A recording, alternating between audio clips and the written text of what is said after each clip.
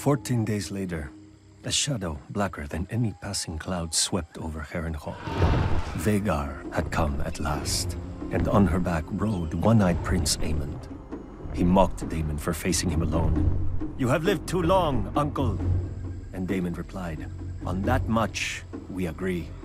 Then the old prince climbed stiffly onto the back of his dragon Caraxes, but neglected to fasten the chains that secured rider to saddle. The sun was close to setting when, as one, the two dragons leapt into the sky. Daemon took Caraxes up swiftly until they disappeared into a bank of clouds. Vhagar, older and slower, ascended more gradually. Up and up Vhagar soared, searching for Caraxes. Sudden as a thunderbolt, a shrieking Caraxes dove upon Vhagar. Locked together, the dragons tumbled toward the lake. Caraxes' jaws closed about Vhagar's neck, but Vhagar raked open Caraxes' belly, and her teeth ripped off a wing. The lake rushed up with terrible speed.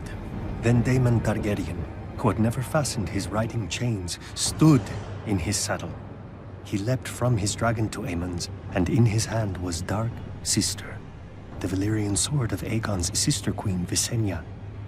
As Aemond One Eye looked up in terror, Daemon ripped off his nephew's helm and drove the sword down into his one remaining eye so hard the point came out the back of the young prince's throat. Half a heartbeat later, the dragons struck the lake, sending up a gout of water so high that it was said to have been as tall as Harrenhal's great tower. The lake boiled with dragon blood, and then was still.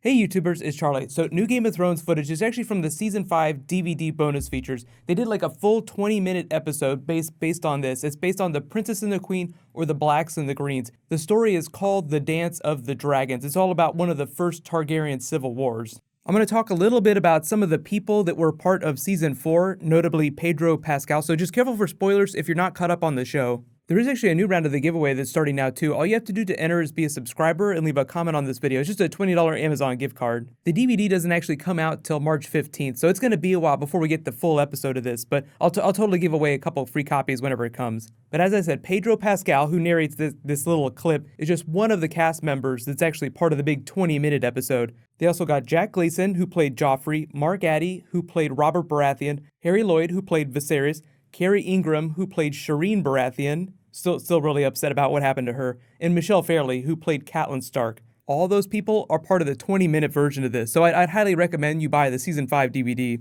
The important stuff though, if you don't know anything about the Dance of the Dragons, it was one of the early Targaryen civil wars. It happened before the Blackfyre Rebellion. The reason it's called the Dance of the Dragons is because it happened during a time when there were many dragons. So both sides fought on Dragonback. It was this really, spectacular aerial battles involving lots of dragons. Lots of people died. But the reason it started is because King Viserys I, his first wife, died. He had 3 children, only one survived to adulthood, and she was groomed to succeed him. But then he remarried and had a bunch of other children with the second wife. So you can kind of see where I'm headed with this. A lot of people swore fealty to the princess from his first marriage. A lot of other people swore fealty to the new queen and her sons.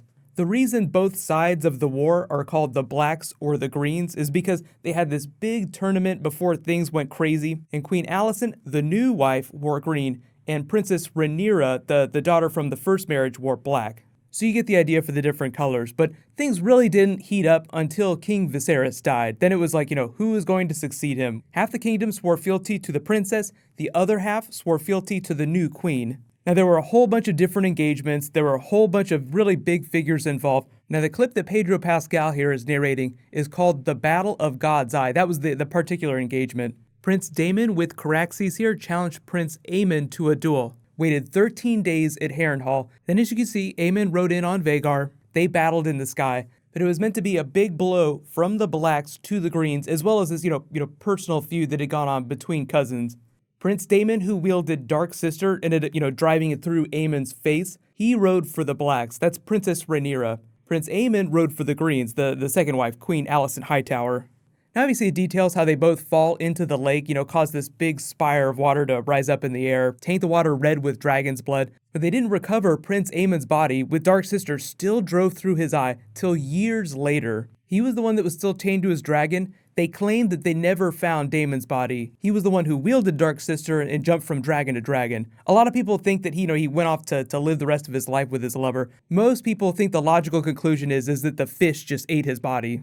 Now, the interesting thing about the Dance of the Dragons is the way that it ended. What ended up happening is that it seemed like the Greens won. The son of Queen Alicent, Aegon II, ended up taking the throne. That's the Greens. So you could say the Greens won. But then when he died, Aegon III was named king, and he was the son of Princess Rhaenyra, the other side of the war, the Blacks. So I guess you could say ultimately the Blacks ended up winning, but really just a whole bunch of people ended up dying. It became this big debacle.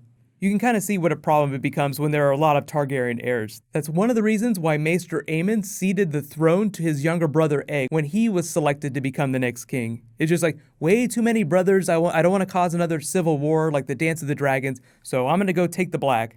So like I said, you'll be able to buy the DVD March 15th, get like the full 20-minute episode. It's probably just going to be an expanded Dance of the Dragons. They'll probably tell the whole story. I mean, it'll be like an abridged version because there's really like 2 different short stories that Martin wrote about it. So they could turn it into a whole series if they wanted to. But the problem in doing that is that you'd have to do a lot of dragons. There were a lot of dragon battles, and it's really expensive to do the effects for those. I know it didn't seem like it is, but it costs a ton of money. That's why you don't see Daenerys' dragons in every single episode. It's one of the reasons I think that if they're going to do a Game of Thrones spin-off series, that they'll do Dunk and Egg, just because it requires way less dragons, way less special effects, so it'd be a lot cheaper for them to do. And it's a lot closer to modern day. But you guys let me know in the comments, like, if there is a spin-off series that they're gonna do, would you rather them do the Dance of the Dragons or something else? Just imagine something that doesn't require a lot of CG.